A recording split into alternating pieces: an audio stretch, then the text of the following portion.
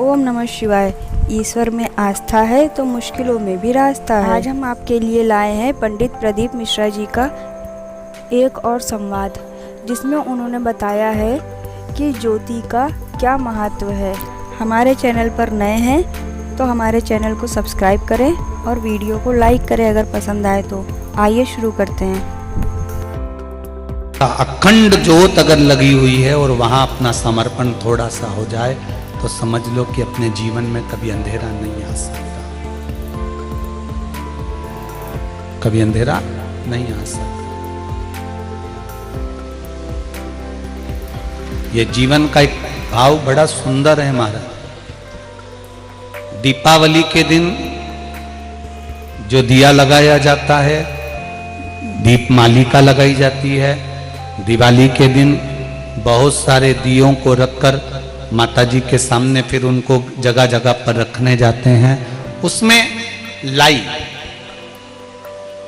धान की लाई फूली, एक एक दाना दो दो दाना उसमें पंडित जी डलवा देते हैं या आप लोग डाल लेते हैं। उसका कारण क्या है? क्या कारण? शिव और पार्वती ने इस ज्योति को अपनी पुत्री के रूप में माना।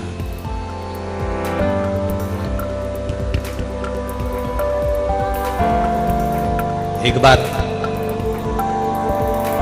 श्री गणेश जी महाराज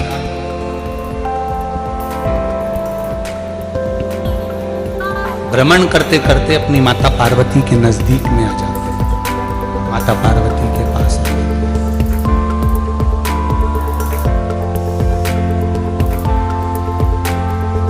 पार्वती मैया ने पूछा, गणेश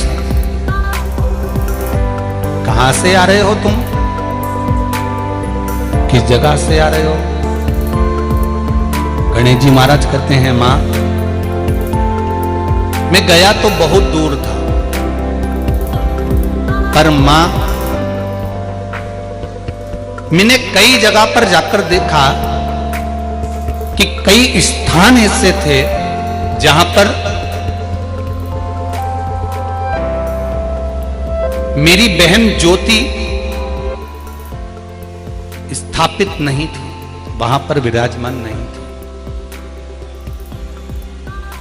मां, कोई जरूरी है कि दीप प्रकट हो या दीप लगाया जाए तभी ज्योति उसमें रहती है, तभी उसकी प्रधानता रहती है? तब माता पार्वती जी ने बड़ा सुंदर संवाद कहा है। आप और हमारे लिए ये संवाद का बड़ा स्मरण है। आपके लिए और हमारे लिए इस संवाद का स्मरण, रिटर्न नहीं चल रहे हैं क्या?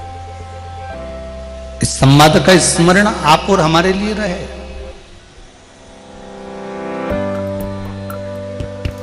माता पार्वती जी ने कहा, गणेश सुनो, जिस मंदिर में अखंड ज्योत नहीं जलती, जिस मंदिर में अखंडता की ज्योत का प्रभाव नहीं है, उसका मतलब यह नहीं होता कि यहां पर ज्योति विराजमान नहीं है या ज्योति यहां पर नहीं है। सुनो गणेश, जिस मंदिर में शिखर होता है, शिखर जानते हो आप लोग? मंदिर में नीचे से जो चालू होते होते होते होते बनते बनते ऊपर तक जाता है, ऊपर जो पीतल का एक शिखर होता है, पीतल का जो गुंबज लगा होता है, शिखर लगा होता है, उसकी मूलता क्या होती है? तो गणेश, जिस मंदिर में शिखर होता है, और अगर मान लो मंदिर में शिखर नहीं है, मंदिर में अगर घंटाल भी लगा हुआ होता है, तो भी उस मंदिर के अंदर ज्योति विराजमान अपने आप रहती है। उस मंदिर में अगर दिया नहीं भी लगा तो उसमें ज्योति की प्रधानता नहीं। अगर मान लो वहां पर दिया नहीं लगा, दीप नहीं लगा, तो भी वहां ज्योति की प्रधानता है। अब एक बात अपने घर के लिए समझ लेना बहुत अच्छे तरीके से। अशोक सुंदरी शिव महापुराण की कथा कहती है, भगवान शंकर का संवाद करता है।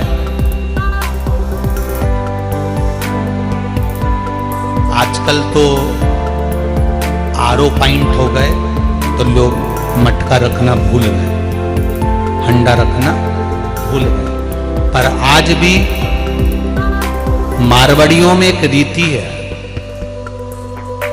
भले आरओ लगा हुआ है, आरओ पॉइंट लगा हुआ है, उसके बाद भी मारवाड़ियों के घर में एक मटका, चाहे स्टील का हो, पीतल का हो, मट्टी का हो, तांबे का हो, एक हंडा या बाल्टी या टंकी पानी की भरकर अवश्य रखते हैं। उसका कारण क्या है? और मुझे विश्वास है कि छत्तीसगढ़ के भी जितने भी लोग, भले वो मारवाड़ी हों चाहे ना हो, सबके घर में एक मटका, एक हंडा, एक टंकी या बाल्टी, कुछ भी जल का एक स्रोत भरकर अवश्य रखते। भले आरओ पॉइंट है ना है वो अपनी पर एक मटका, हंडा, बाल्टी कुछ भी रसोई घर में भरकर रखते। शिव महापुराण की कथा कहती है, आप लोगों में से कई लोग ऐसे हैं जो शाम के समय पर या सुबह के समय पर उस मटके के पास में, उस हंडे के पास में, उस बाल्टी के पास में, उस हंडे के पास में, मटके के पास में दिया लगाते हैं, दीप प्रज्वलित करते हैं। तो शिव महापुराण की कथा कहती है, जिसके घर में, रसोई घर में जो हंडा भरा जाता है, जो मटका भरा जाता है, जो बाल्टी भरी जाती है, या रसोई घर में एक हंडा भी अगर हम भरकर रखते हैं, तो वहां आपने दीप लगाया ना लगाया, मंदिर में ज्योति लगाई ना लगाई, अगर रसोई घर में कोई पात्र पानी का भरा हुआ है तो ये मानकर चलें कि आपके यहां अखंड ज्योति जली हुई है, आपके यहां ज्योत लगी। अब इसको प्रस्तुत कैसे करोगे कि गुरुजी आपने तो कह दिया कि हंडा भरा है तो वो ज्योति का प्रतिबिंब है, तो इसको समझना जरा अच्छे से। जब तुम्हारे यहां शादी होती है, जब तुम्हारे यहां विवाह होता है, शादी होती है, तो दूल्हे की जो आरती उतरती है, दुल्हन की जो आरती करते हो, बहन दूल्हा दुल्हन की आरती करता है, तो उसमें दिया लगाता है क्या? जम के बोलो, नहीं। क्या करते हैं? उस आरती की थाली में पानी का लोटा, पानी का कलश भरकर रख लेते हैं और पानी से आरती उतार लाते हैं, जल से।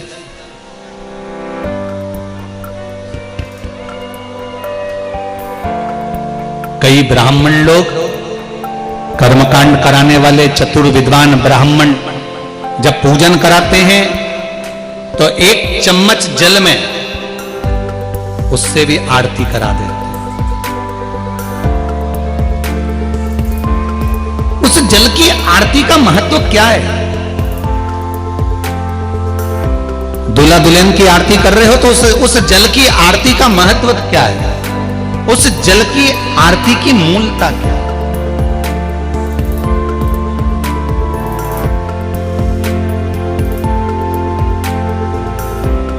उसका महत्व क्या है? उसकी मूलता क्या है?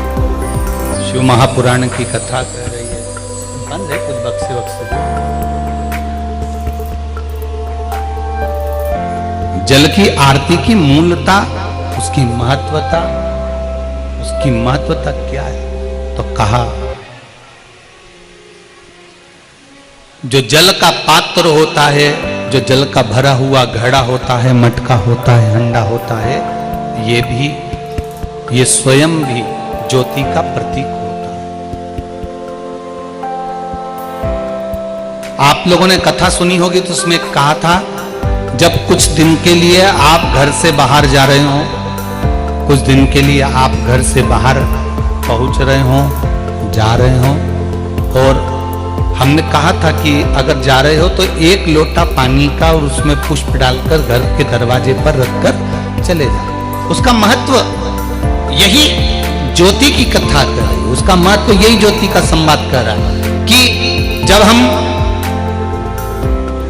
घर से जाते हैं, एक पात्र अगर रख कर गए हैं तो भी वो ज्योति का प्रतिबिंब का रूप रख कर गए हैं कि यहाँ पर भगवान शंकर की पुत्री पार्वती जी की बेटी इस जगह पर विराजमान है, इस जगह पर बैठी।